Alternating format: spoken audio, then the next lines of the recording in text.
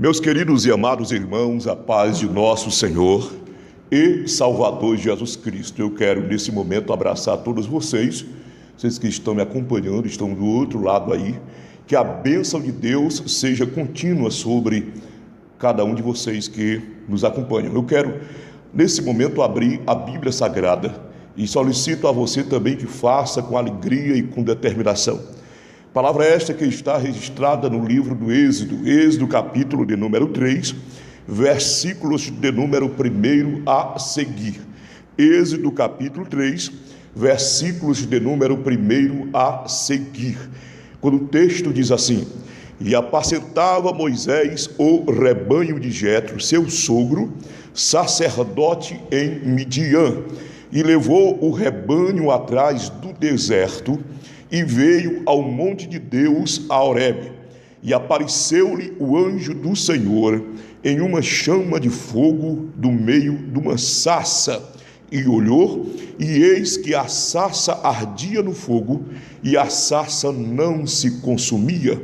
E Moisés disse: Agora me virarei para lá, e verei esta grande visão, porque a sarça se não queima. E vendo o Senhor que se virava para lá a ver, bradou Deus a ele do meio da sarça e disse: Moisés, Moisés. E ele disse: Eis-me aqui. E disse: Não te chegues para cá, tira os teus sapatos de teus pés, porque o lugar em que tu estás é terra santa. Disse mais: Eu sou o Deus de teu pai, o Deus de Abraão, o Deus de Isaque e o Deus de Jacó. E Moisés encobriu o seu rosto, porque temeu olhar para Deus.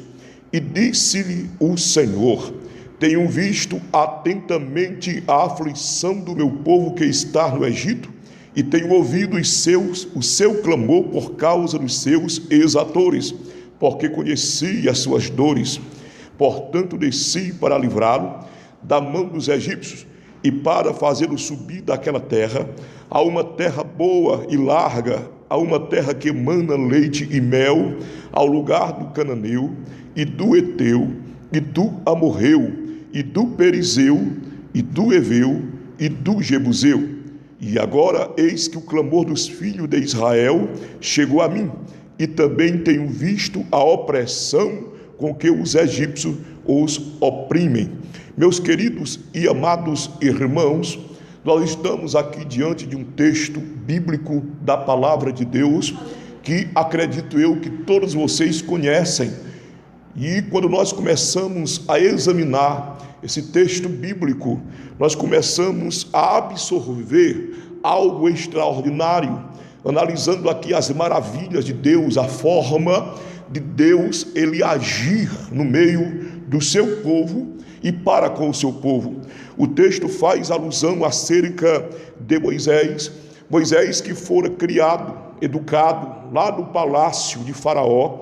A Bíblia faz menção que Moisés, ele era alguém que estava cotado para assumir o reinado, até porque fora criado pela filha de Faraó desde a sua tenra infância. E esse menino, ele fora criado, é claro, educado, treinado. Ele tinha todas as características para assumir o reinado. Ele fora educado em todas as artes, em todas as ciências dos egípcios.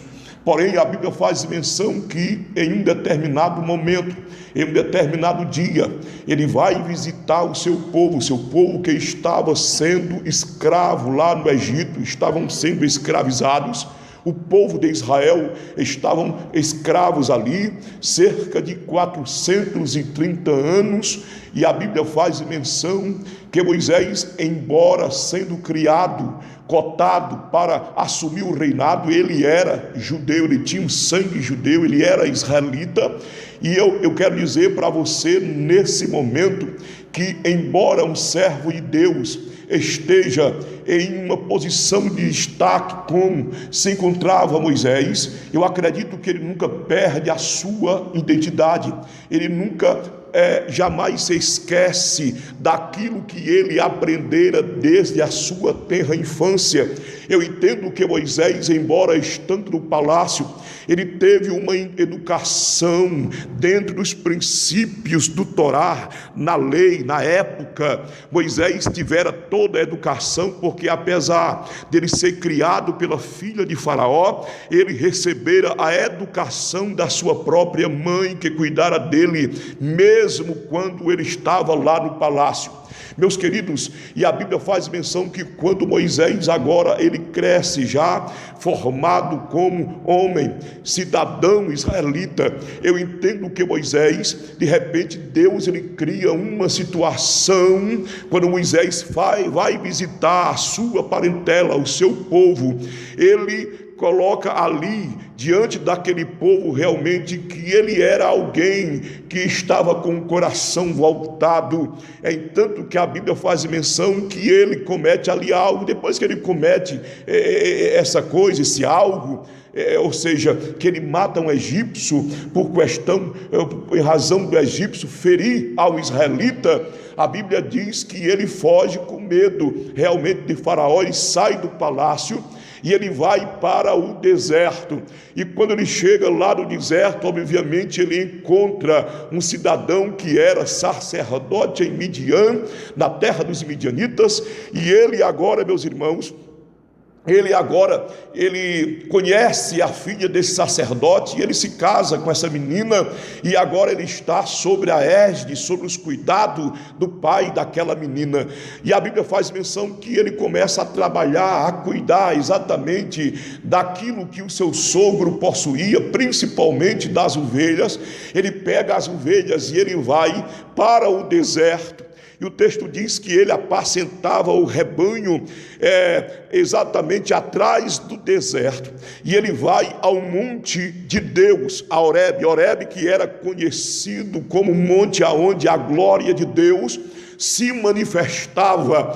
Quem ler lá no Antigo Testamento, por exemplo, na época de Elias tivera seus momentos exatamente nesse monte, buscando a presença de Deus, e agora Moisés está nesse monte, ou melhor, atrás do monte, no deserto.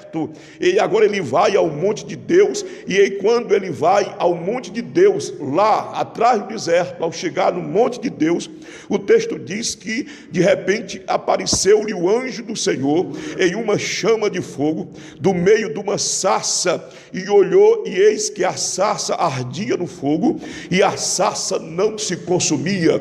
Eu imagino que esta sarça estava ali no deserto, porque era um tipo de planta já conhecida do deserto, e Moisés, obviamente, quando ele passa ali para ir ao monte de Deus, obviamente buscar a presença de Deus, procurar um relacionamento com Deus, porque ele aprendera a ter um relacionamento com o seu Deus, através da sua mãe Joquebede, através da sua família, e a Bíblia faz menção que Deus resolve se revelar para Moisés exatamente entre o deserto e o monte Horebe, e o texto diz que o Senhor lhe aparece, e quando o Senhor lhe aparece, Moisés naquele momento ele tem um desejo, ele se vira, o desejo de Moisés era de ver o próprio Deus, e enquanto ele se virava para ver o que estava acontecendo, o texto diz que o próprio Deus, ele brada diretamente no coração de Moisés, e Moisés ele responde como um servo obediente. Moisés diz, eis-me aqui, Senhor. E o Senhor diz para ele, não te chegues para cá, tira os teus sapatos, o sapato dos teus pés, porque o lugar em que tu estás é terra santa. Louvado seja Deus. E Deus ainda continua dizendo para Moisés, escuta, Moisés, eu sou o Deus de teu pai, o Deus de Abraão, o Deus de Isaque e o Deus de Jacó. E Moisés começou a encobrir o seu rosto, porque houve um temor no seu coração. A Bíblia diz que ele temeu olhar para Deus. Quando eu observo aqui esse texto acerca de Moisés, que você conhece essa história bem de perto, meus irmãos, Moisés aqui ele traz uma representação muito forte. exatamente representando hoje, por exemplo, a liderança atual da igreja. E aquela sarça, embora que ela tenha várias simbologias, mas eu trago esta sarça, trazendo ela para os dias atuais. Eu comparo esta sarça com a igreja de Deus, a igreja de Cristo. Por quê, meus irmãos? Qual foi o motivo de Deus se revelar para um sarçal, para uma sarça como esta? Deus se manifestar através do fogo, para se revelar a Moisés. Nós estamos vivendo momentos difíceis na face da terra, em que a sociedade olha para um lado e olha para o outro, não sabem a quem recorrer. Elas recorrem aos governantes, isso é fato. Elas recorrem às pessoas que tentam solucionar o seu problema, solucionar sua causa. Mas eu quero dizer para você que esta sarça, como ela traz uma representação da própria igreja de Deus, a igreja mais do que nunca, em meio ao tempo de crise em que ela vive, a igreja ela precisa estar revestida, a igreja precisa estar munida com esta presença representada aqui pelo fogo naquela sarça. A sarça ela representa hoje, ela pode representar a minha vida, ela pode representar a tua vida, pode representar a igreja. Aleluia! Eu quero dizer para você que no mundo desértico, nos dias atuais, conforme nós estamos vendo e acompanhando, só existe um povo aqui na terra que é representado pela sarça, que Deus ele tem toda a autoridade para realmente chegar e tomar conta desta sarça representada pela igreja. A igreja como porta-voz de Deus, a igreja como coluna em firmeza da verdade, a igreja como alguém que tem credibilidade nos céus. Então eu creio piamente que quando Deus quer se revelar para alguém, Deus ele usa quem? Deus ele usa a igreja. Deus não vai usar, por exemplo, uma nação estrangeira, ímpia. Deus não vai usar um movimento que surge de uma hora para outra. Deus não vai usar alguém de qualquer maneira. Deus ele usa sim a sua igreja aqui na terra para fazer a diferença e para levar a sua palavra àqueles que precisam ouvir. Aleluia!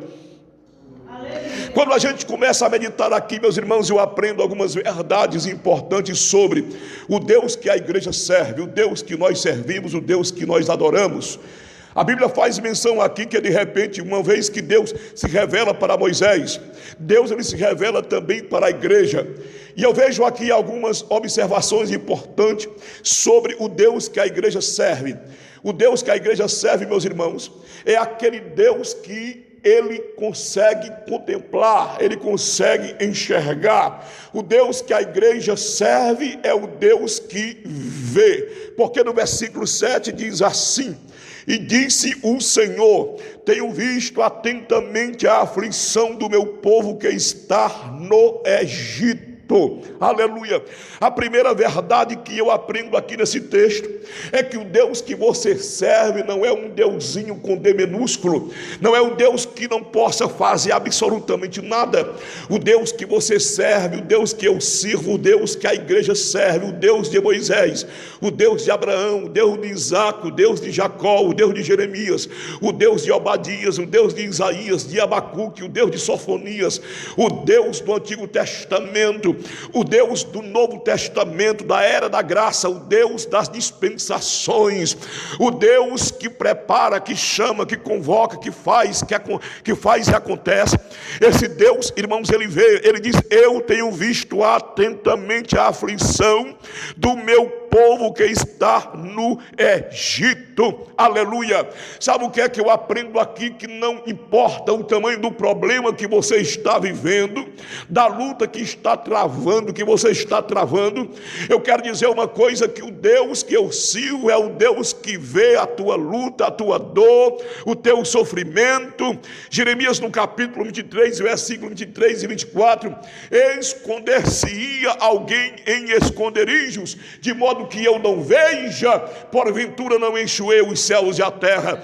Então levante a sua cabeça aí do outro lado, mesmo no problema em que você está vivendo, o meu Deus, ele está te contemplando nesse momento. Você pode dar glória a ele.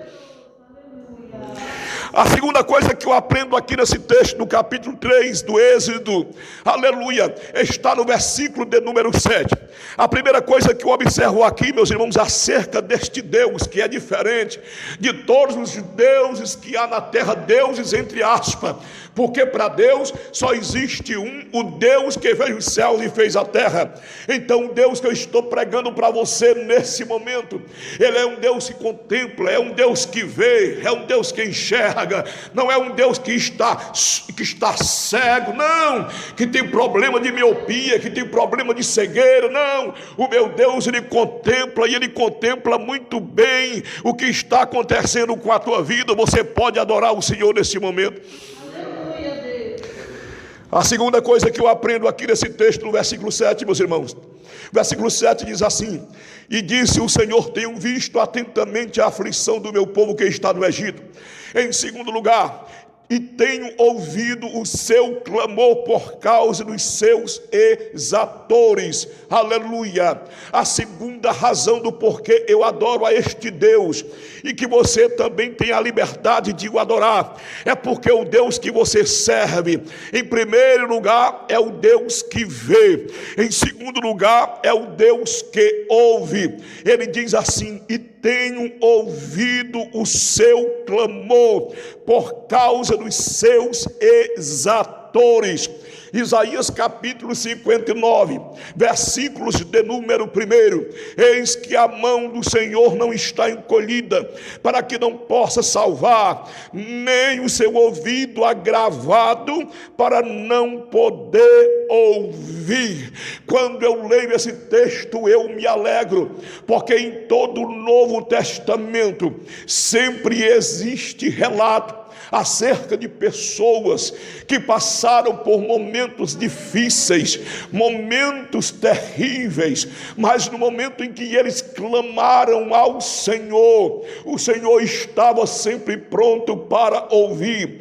Por exemplo, a Bíblia faz menção acerca de um cidadão por nome, aleluia, na verdade era o cego Bartimeu, filho de Timeu. Ele não tinha nome no momento aqui, à luz do texto, mas na verdade ele era um cego que todo dia estava mendigando ali na cidade de Jericó. E quando o Senhor Jesus passa, a Bíblia faz menção que o que chama a atenção de Jesus não foi o barulho da multidão. O que chama a atenção de Jesus não foi as vestimentas das pessoas ricas ali da região.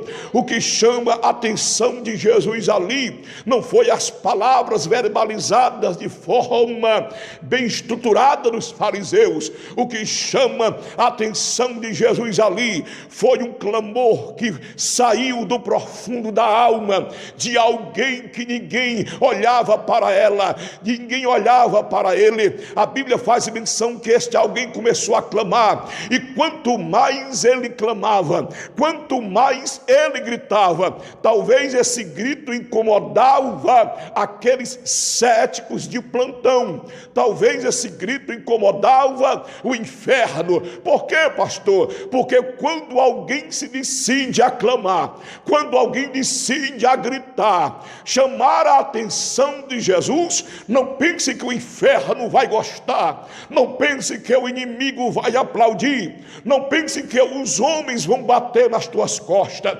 Você quer ver deixar o inimigo furioso? Comece a extrair de dentro de você o verdadeiro clamor que toca o coração de Deus. Foi isso que tocou o coração de Jesus, aleluia. E eu entendo aqui nesse texto bíblico relacionado à história do cego de Jericó, o que fez Jesus parar não foi as palavras bajuladoras daqueles plantonistas de plantão, os pessimistas, não. O que fez Jesus parar não foi as palavras verbalizadas dos poliglotas da época. O que fez Jesus parar naquele momento foi o clamor de alguém que estava precisando, que estava necessitando. Eu quero dizer para você nesse momento, meu querido, eu quero dizer para você nesse momento, minha querida, o que faz Jesus parar em meio a uma catástrofe. O que faz Jesus parar em meio à solidão,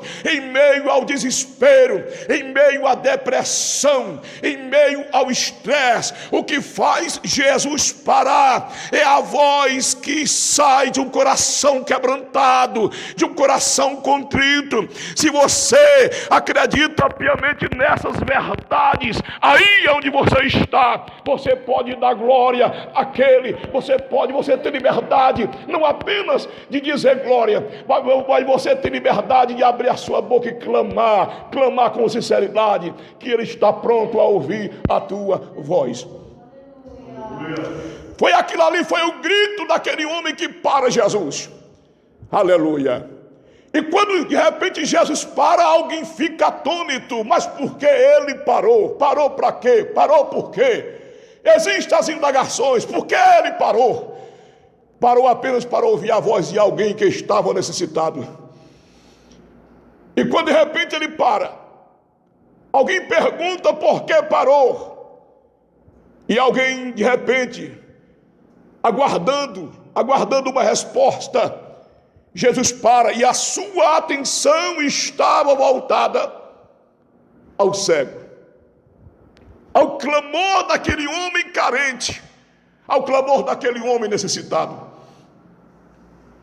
E Jesus para e diz assim, chama lá os discípulos, vai lá, tragam ele aqui. Tragam ele aqui. E quando trouxeram, imagine a mensagem animadora, que alguém chega para ele e diz, olha, levanta a cabeça, dá um sorriso, porque ele te chama. Essa mensagem, ele te chama, é uma das mensagens que eu considero como uma palavra, como um presente no momento. Por quê? Porque em toda a Bíblia Sagrada, embora Jesus passando para lá e para cá, poucas vezes ele mandava alguém lá e dizer, levanta-te que ele te chama. Se ele mandou te chamar é porque ele tem algo na tua vida. Se ele mandou te chamar e te levar até ele, é porque ele tem projeto na tua vida. Meu querido, você pode adorar. Se você é crente, se você adora ele, se você foi chamado, se ele te arrancou deste mundão aí fora, te colocou dentro da sua casa e abriu a torneira da misericórdia e te lavou com sangue, a razão de você glorificar, porque pouca gente tem esta oportunidade e você teve. Então glorifica a Deus, glorifica ao Senhor, porque Ele está ainda no controle dessa situação na tua vida. Ele ouviu esse cidadão e ele resolveu a causa deste homem. Você conhece o relato, você conhece a história. Mas a Bíblia faz menção aqui, meus irmãos, do porquê eu adoro a este Deus, a razão e o motivo. Em primeiro lugar, porque o Deus que eu sirvo é o Deus que vê. Em segundo lugar, o Deus que eu sirvo, Ele é o Deus que ouve. Segundo as Crônicas 7:14, se o meu povo que se chama pelo meu nome, se o meu povo que pertence somente a mim se arrepender, abandonar os seus pecados e orar a mim, eu os ouvirei do céu, perdoarei os seus pecados e sararei a sua terra.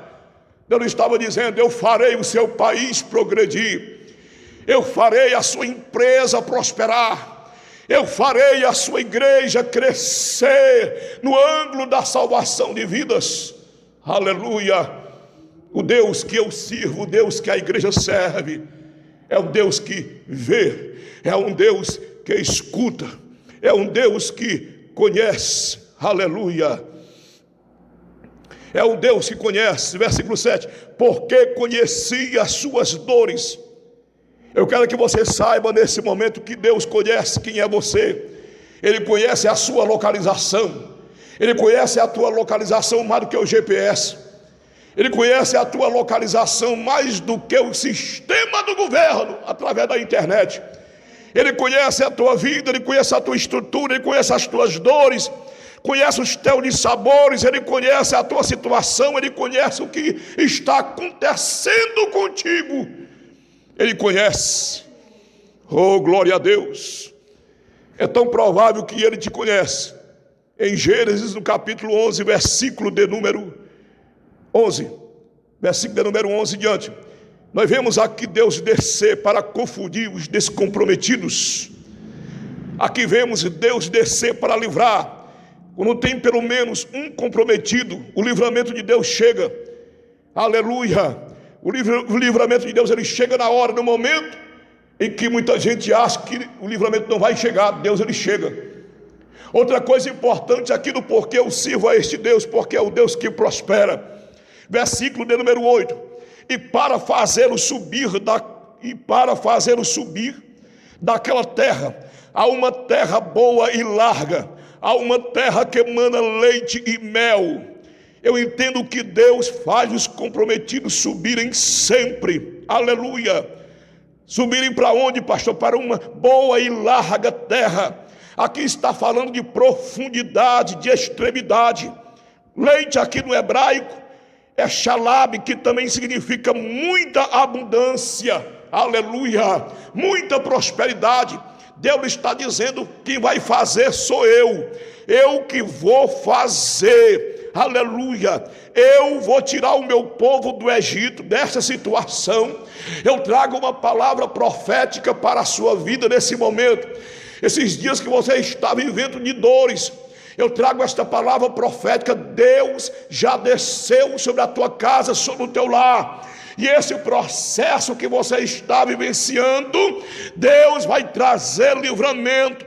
Ele está dizendo: eu desci para trazer livramento. Aqui era da mão dos egípcios. Deus vai trazer livramento para a tua casa. Não vai permitir que o vírus da pandemia, o Covid-19, vai afetar a tua vida, jamais. Não vai afetar a tua casa, porque Deus, ele promete livramento. Aleluia. Deus descerá para quê? Aqui ele desceu. Deus, quando desce, ele desce para fazer, em primeiro lugar, fazer o seu servo subir. Glória a Deus. Subir de onde? Da terra da aflição, da terra da miséria, a uma terra boa e larga, a uma terra que emana leite e mel, no lugar do ferezeu, do cananeu. Sabe o que eu estou dizendo aqui nesse momento, irmãos? Quando eu vejo nesse texto, Deus, ele tirou o povo lá do Egito para dar exatamente a terra dos cananeus, dos ferezeus. Deus disse: eu vou tirar os cananeus, eu vou tirar os ferezeus, eu vou tirar o eteu, eu vou tirar o amorreu, eu vou tirar o perezeu, eu vou tirar o eveu, o jebuseu. Essa terra boa e larga, eu vou tirar os seus, os ferezeus, os perezeus, toda a raça de eu vou colocar por terra. E essa terra, quem vai reinar, quem vai habitar, quem vai assumir, é o meu povo que eu tanto amo. Eu quero dizer para você nesse momento, uma nova história está chegando para a tua vida. Uma nova história está chegando. Essa situação que você está vivenciando, isso aí vai ter um fim. Glória a Deus. E Deus está dizendo aqui, Deus está falando através da sua palavra, para fazê-lo subir da terra a uma terra boa e larga, a uma terra que emana leite e mel. Detalhes: boa e larga, profundidade e extremidade. Deus vai realmente te conceder, para que você tenha uma experiência como nunca ninguém teve na face da terra. A quarta coisa que eu observo aqui nesse texto, meus irmãos, é que o Deus que eu sirvo, o Deus que você serve, é um Deus que levanta para fazer algo gigantesco. No versículo de número 10, Deus diz assim para Moisés: venha agora, pois eu te enviarei a Faraó, para que tires o meu povo, os filhos de Israel, do Egito. Eu entendo que tirar o povo do Egito é a mesma coisa de hoje, quando nós falamos realmente acerca da Etiópia. Hoje eu estava observando um vídeo acerca da Etiópia, e a gente observa que ali na prática parece que há uma diferença muito grande da Etiópia de antigamente para a Etiópia de hoje. Mas o texto aqui, meus irmãos, traz a nós algumas verdades importantes.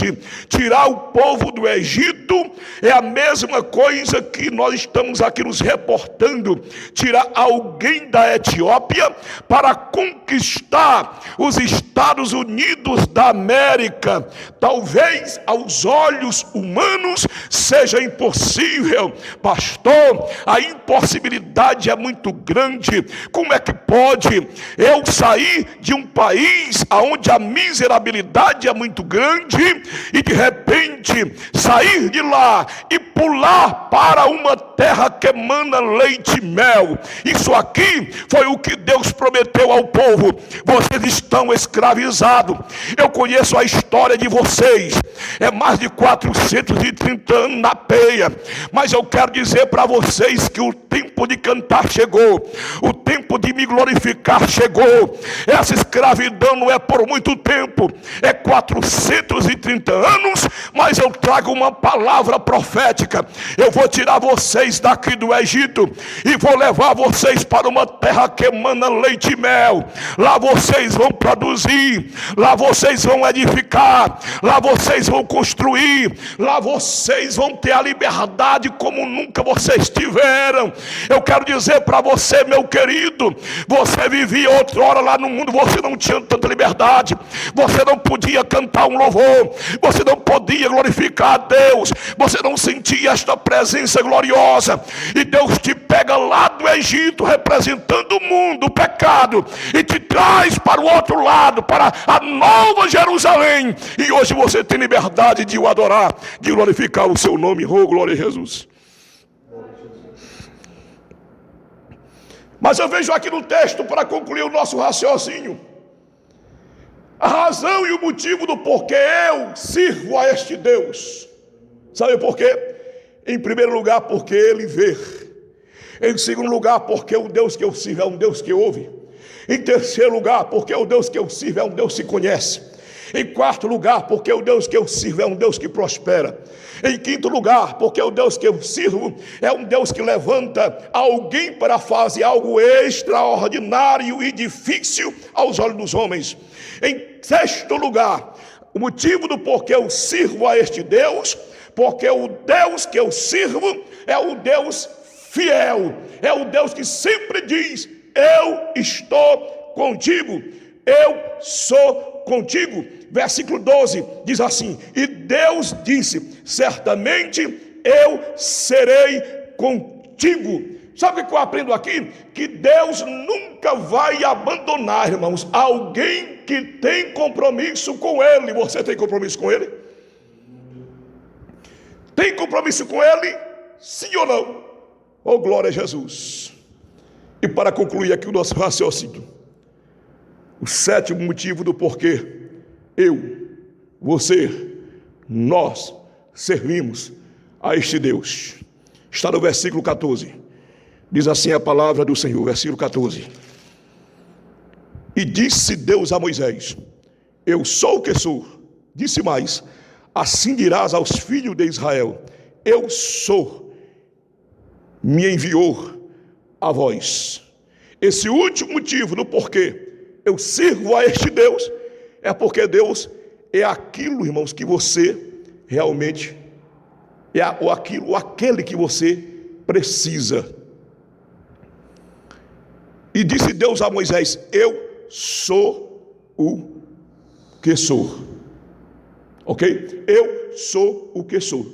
Tudo que você precisa está com Ele. Tudo que você deseja está na mão dEle. Tudo que você, naquilo que você corre atrás, Deus tem na palma da mão. Está no seu controle. Glória a Jesus.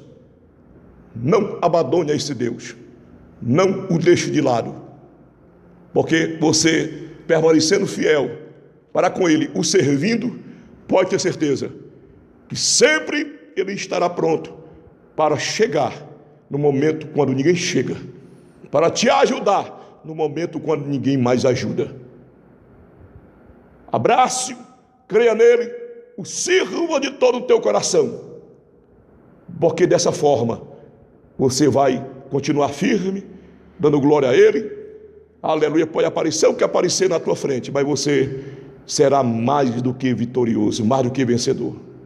Vitorioso e vencedor em Cristo, ok? Deus abençoe a sua vida, a sua família, permaneça firme, porque Jesus está no teu barco, na tua vida. Deus abençoe e até logo mais. Um abraço, Pai do Senhor.